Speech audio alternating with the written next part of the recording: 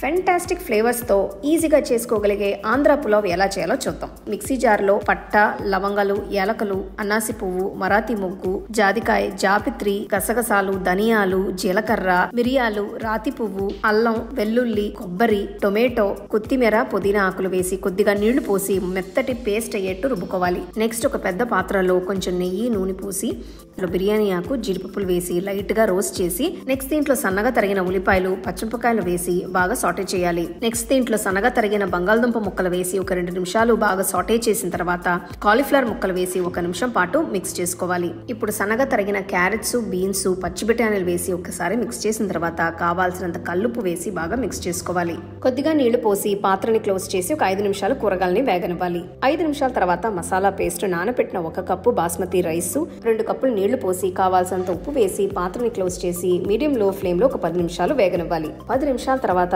Andhra style pulao బ్రహ్మాండంగా తయారైంది. బాగా వేడివేడిగా రైతాతో తింటే అబ్బా అదిరింది.